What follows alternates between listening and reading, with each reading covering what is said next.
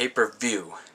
Despite its shitty build-up, WWE has done it again by putting on a spectacular pay-per-view. Hey Dylnation, it's the THEDYLSTER501 here, bringing to you tonight my thoughts on tonight's Hell in a Cell pay-per-view. Both Hell in a Cell matches lived up to its name for the first time in years, and someone you least expect showed up to step up and conquer the John Cena US Open challenge. This pay-per-view had its surprises and its ups and downs, so enough talk.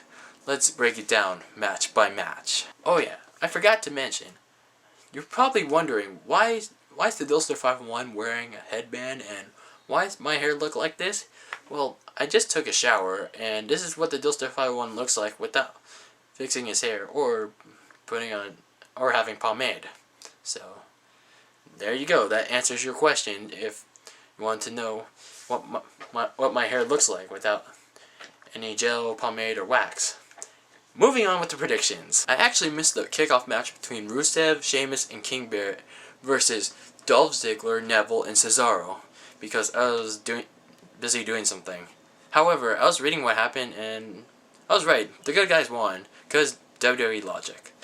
And although it did get everyone in the Staples Center fired up, like the result said, this match still did nothing to progress any storyline whatsoever for any of these guys, so who cares, right? Now, the opening match of the night, the US Open Challenge, which I was right about all along. John Cena gives his usual, "You want some? Come get some!" speech before his opponent comes out. And you know who comes out? We, the people! Da da da da da da da. Zip Coulter. He gives a short promo on how John Cena is the most polarizing figure in WWE, which is true, and how it's time for a US champion of all races. And who's he referring to? Dun, dun, dun, dun, dun, dun, dun, dun, Alberto Del Rio! Holy fuck. I was just mind blown. I was just shocked as everyone on the internet was. I was like, Alberto Del Rio? Didn't he get fired like a year ago and now he's back? Did WWE forgive him or something? Anyway, Alberto Del Rio made the pace of the match like slow from the start, which is actually how wrestling's supposed to be, I guess. It wasn't a bad thing, it was just the way it ended kinda strange. Cena does his usual comeback, the 5-knuckle shuffle, blah blah blah. He goes for the AA. Del Rio reverses it and hits a backstabber into a super kick for the victory. That's it! It takes one super kick, and all Cena's other opponents, whenever they hit a finisher, Cena kicks out at 2. One super kick? Del Rio gets the 1, 2, 3? What the hell? Alberto Del Rio's the new United States champion. Viva Del Rio! I'm actually glad Del Rio's the new US champion. And this new connection between Zeb Coulter and Alberto Del Rio will be very interesting. And Cena, have a good vacation. You deserved it very much. And this match was put on after the US Open Challenge. I was thinking, I don't know why WWE put this in the middle of the frickin' card, or even second.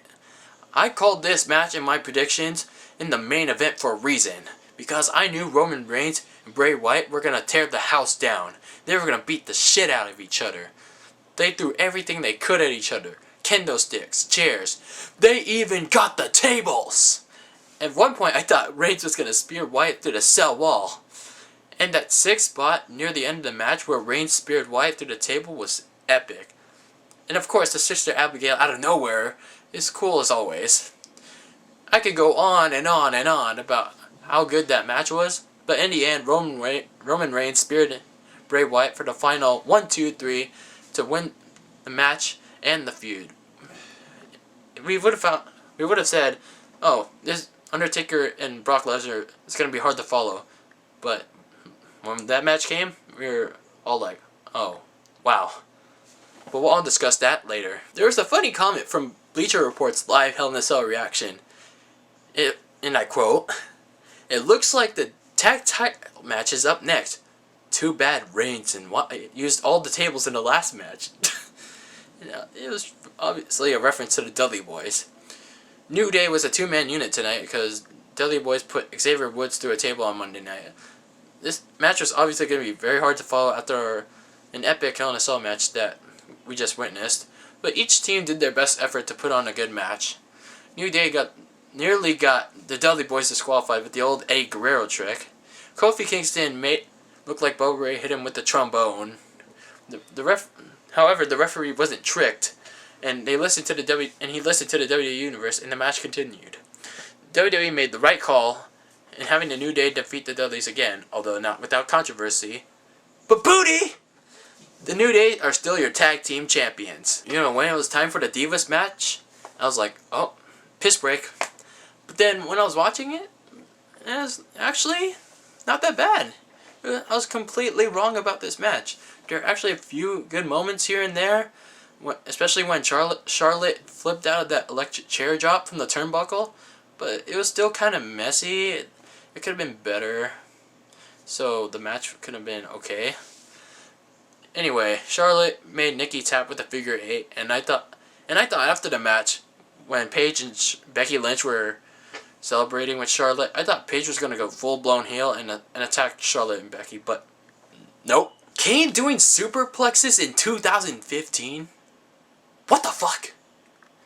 Anyway, this match was okay, I guess.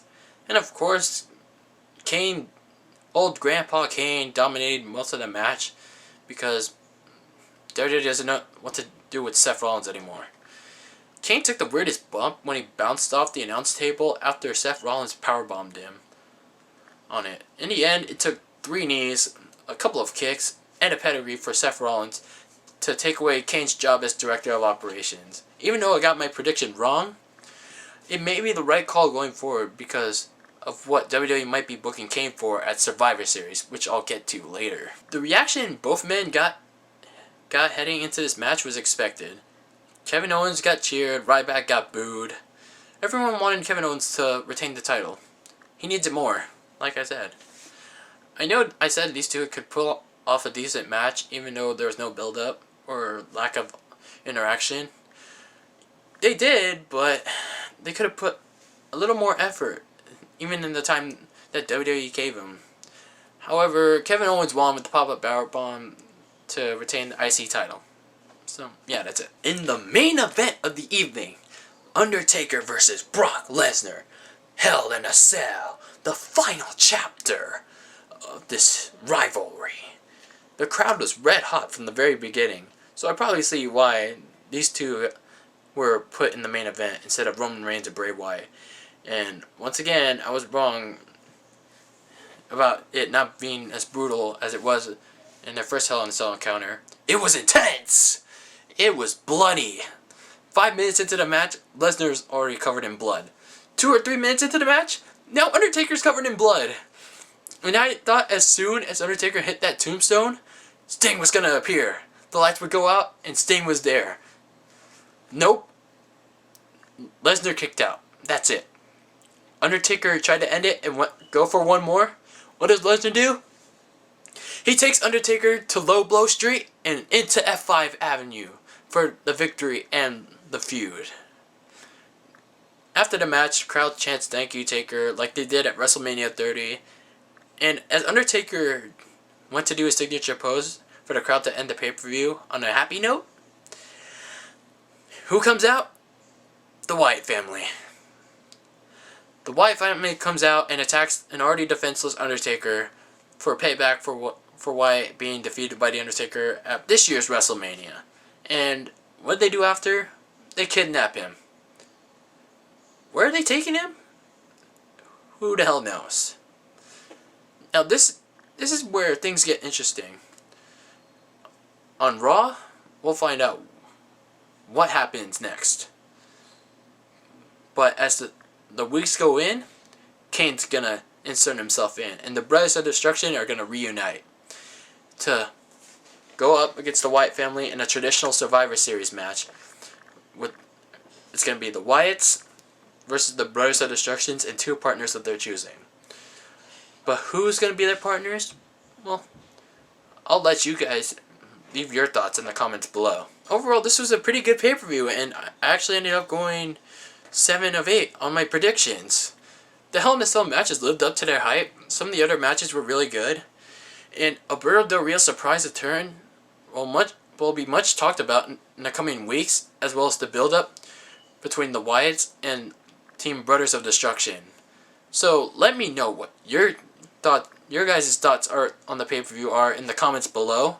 And always remember to subscribe for more insanity. Facebook link in the description below. Be on the lookout for my Survivor Series predictions next month, the Friday before the pay-per-view, and my review a few hours or the Monday after the pay-per-view. Alright, Dylnation. Hearts to you all, and always be delicious. Yummy.